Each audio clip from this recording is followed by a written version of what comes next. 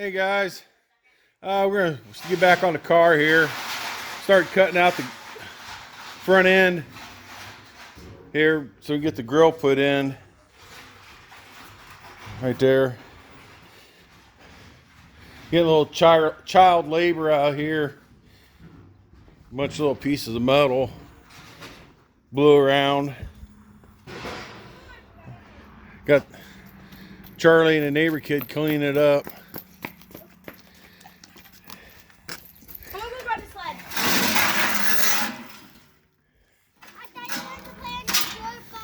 You got that one?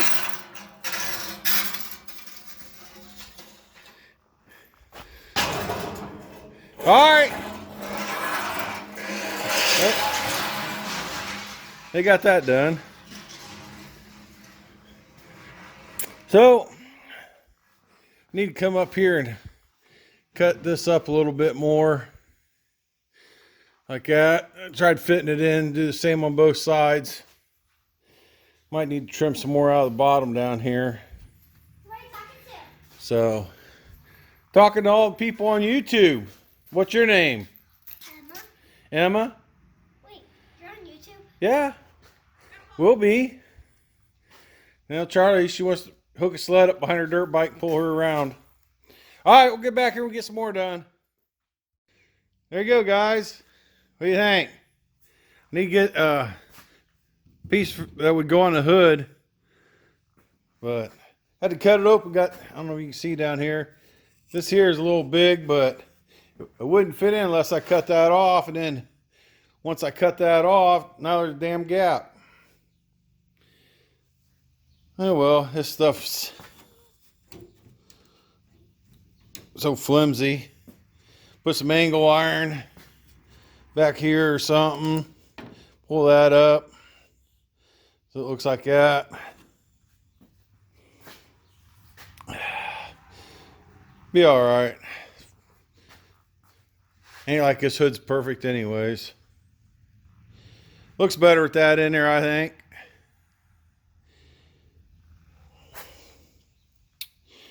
Alrighty. Gonna have to see if you guys can see back here. Trim out around my bar there and the bar up there. It's like this hood's a little whopper jawed on this side. Probably have to trim there, but top, it's got a lot of room. So, it's probably not perfectly square. It's fiberglass. Oh, crap. You look down the side, see how the fender's sucked in? Both sides are like that. It's just, I don't know if you guys can see that. See how it's sucked in? So what I got is what I'm using. We'll make it work. All right, we'll get back and get something else, guys. I think I got that in there. I got a little bit of a gap right there. I had to cut it out just to get it in. And then it's got a gap. I got a brace underneath there. Make this here more stronger. I need to get this piece of chrome up here for the hood. Now to mount this in there, don't laugh now, you guys.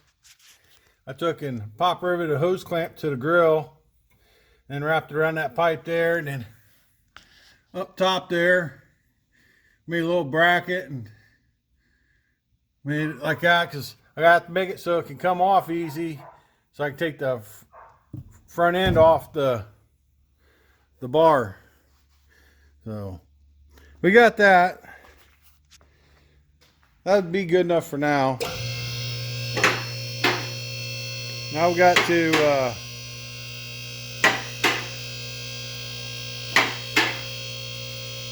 raise this up.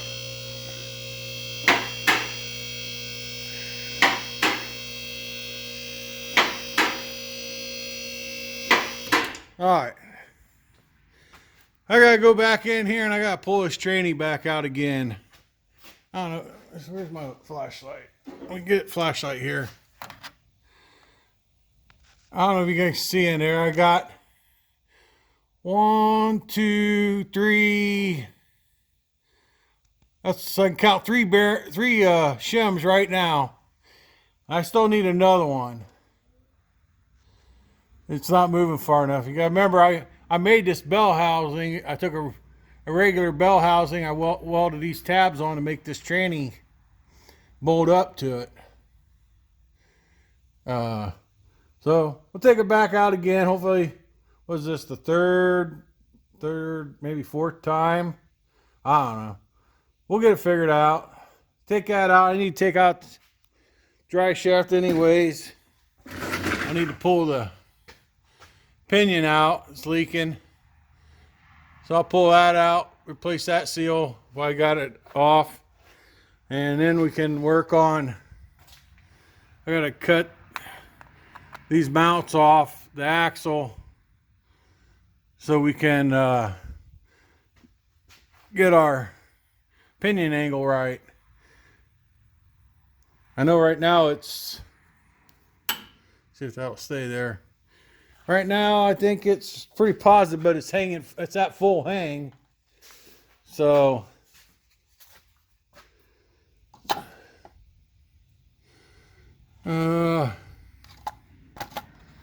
let's see if we can get this to sit on these bolts good. So right now, I don't know if you guys can see that. There we go. We're at like 14 positive or 13 positive. That's way wrong. But yet there's no weight on the rear end. It'll rotate down, but it's still, I think I checked it when it was down. I'm like positive, I think 6. And it needs to be a negative. It changed when these shackles got put on there, because that pushed the rear end down, so it made that pinion come up. So, well, we'll get that done. Other than that, we'll start taking the dry shaft out and get some of that stuff done yet today. It's still daylight. It's nice out. All right. You guys see me take it out before. You don't need to watch again. Hey guys, we're getting ready to pull the tranny out of here one more time. We're going to take in, I don't know if you guys can see up in there. We're going to put another shim up in there. That'll make 4 or 5 shims, because we got a lot of play. Let me go get a flashlight and see if I can get more light on this. I'll be right back. All right, guys, there's some more light. You can see, let me see if I can get this up in there. Kind of hard looking through the screen doing this. I don't know if you guys see how much that's moving back and forth. That's moving more than 60 thou, which that's why I'm taking feeler gauges and try to shove it in between the bearing and those fingers right there. That's moving a lot more. That's almost like 1/4 inch. Says in the book from like 50 thou to 125 play, but I think we got more than that. So we're gonna try shoving another shim in there, and who knows, we might be pulling it back out, because that might be too much then. All right, we'll get back here in a bit. All right, guys, we got the tranny out. We went through, I have another clutch throwout bearing I slid on here to measure this up. We took a shim and cut it down, made it to about a 1/2 shim. That gives us about 43 thou in between, clearance in between the fingers and the throwout bearing. We were at like 100 and, well, by adding it up, it was saying like about 130 thou. So if I put a full one in, that only gives us 30 thou clearance, and it says on paper it needs somewhere close to 60. So we're at 45. That's not bad.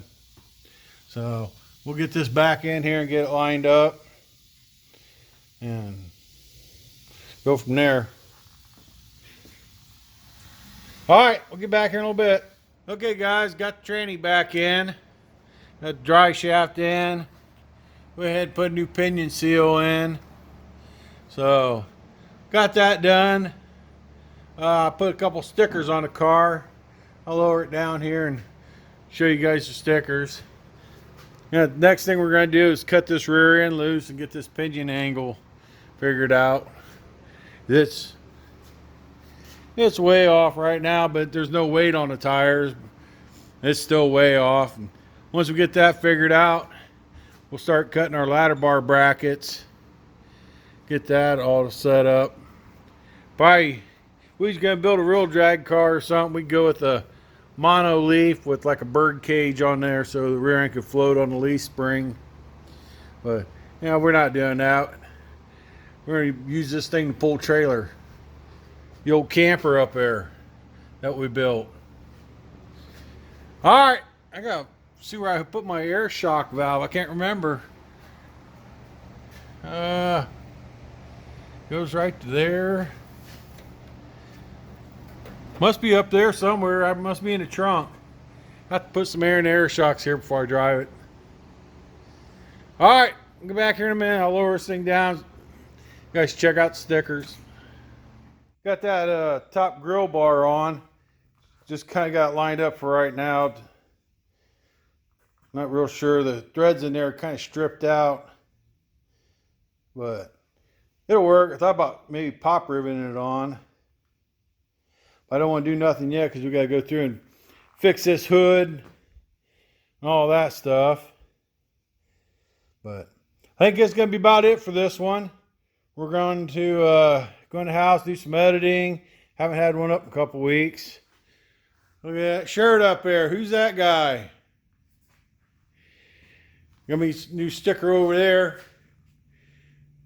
Midnight Auto Parts. American Graffiti. Got another sticker on the car. About didn't put it on just because I don't have a big block. But I figure, I can be a prospect. Motor's got a big block oil pump in it, so gotta think Big Block Kings, Gorney, send that sticker out, put it on there. Looks good. Guess now I'm gonna have to really start looking for a big block for it. Something else you guys see different? All right, we're gonna get out of here, go do some editing. See if I can get a headache going. All right, peace.